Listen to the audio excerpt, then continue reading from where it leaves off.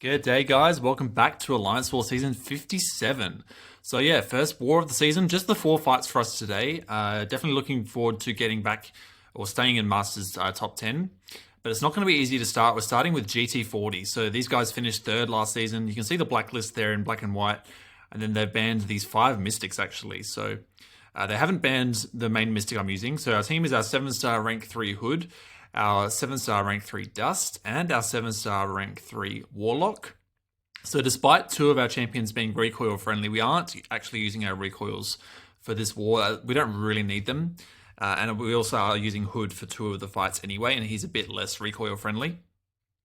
But the first fight we have here is a Dust. Now, a Hit Monkey.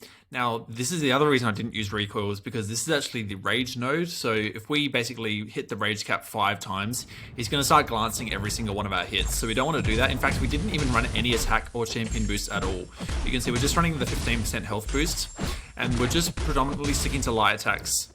Now, this is why I have this setting on for to show which attacks I'm using, and see I do punish his special ones with a medium so he doesn't go unblockable. This is why I like having this setting on, so you can guys see what attacks I'm using all the time. You can see what combos I'm using. So we're just sticking to 4 hit combos with light attacks, and this is a rank 3 hit monkey, but he's going down pretty quickly.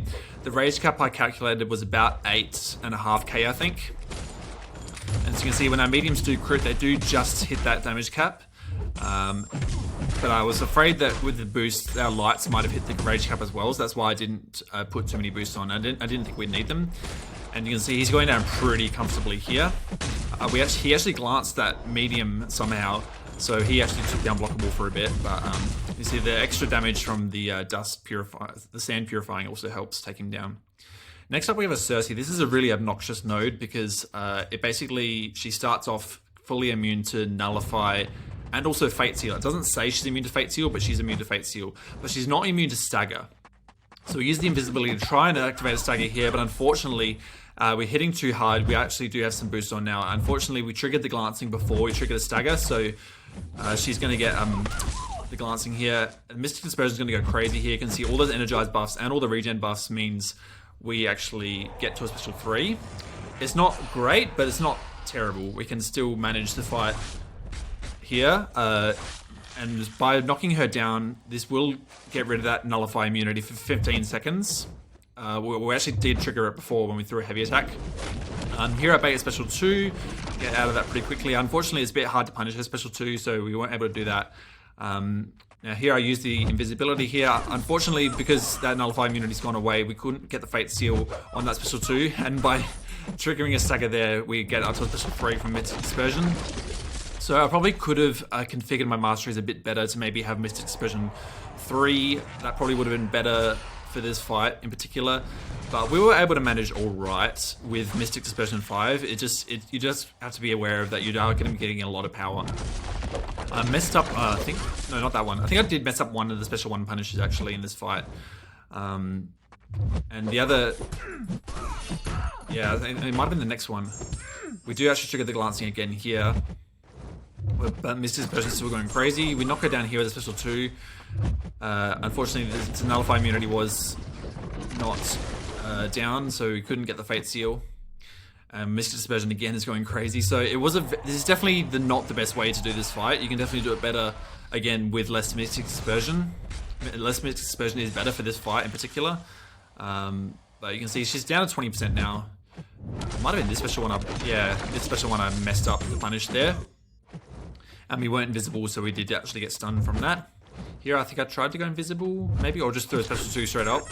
That unfortunately did trigger the glancing. But now I think, yeah, because the glancing's still up, so we can't get the Fate Seal at all, or even any bullets on. And we actually messed up another special 1 punish there, so pretty messy fight at this point, messy ending. But I think this special 3 does finish her off now that the glancing is down, from what I remember. So we did have to heal up a bit after this fight for our final Hood fight. But yeah, Sersi does go down there.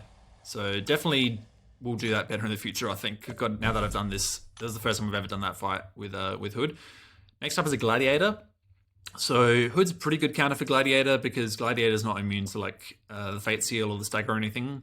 The only thing we do have to be careful of is if he throws a special 2, he can get Vigilance, and so that can bypass obviously Hood's invisibility. So you can see he's missing into us now, which is great, but if he does throw that special 2, I don't think it can be Fate Seal with the Vigilance, so we've got to be careful.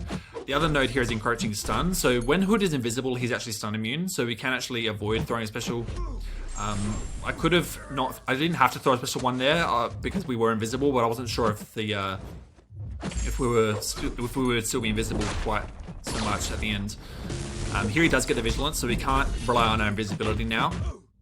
But I do throw a heavy attack that gets him down to 1% actually, and then by him, I think it was the Stagger falling off is what, you get a little bit of burst damage from the Stagger falling off there, so that's why he died at the end there without us hitting him. And our final fight for the war is a Weapon X, rank 3 Weapon X. This is on the Safeguard node. Now, I think Sentinel does this fight really well from what I've been told. Warlock does it alright too. You can also use Nimrod, I think. But Warlock's just really safe here. He's so tanky. We do let him activate Berserk here. So he will be unblockable for a bit. And the other node here is Combat Deja Vu Disfigurations. This is the other reason why I have my fight controls displayed. You can see when I'm using mediums and when I'm using lights, so I can show you guys what sort of combos I'm using. I also did turn on recoils for this fight, just for for a little bit of extra bleed damage here with Warlock.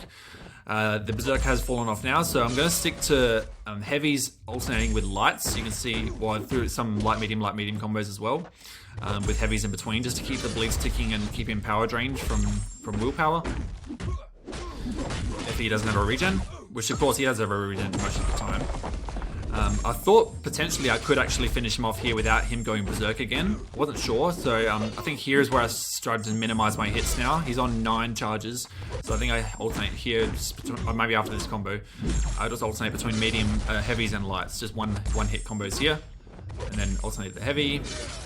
You can see the bleeds are ticking him down nicely. He's down at 21 charges. 25 is when he'll go unblockable and unstoppable, so we almost get him down there. That's where he activates the unstoppable, but we are at a special 3.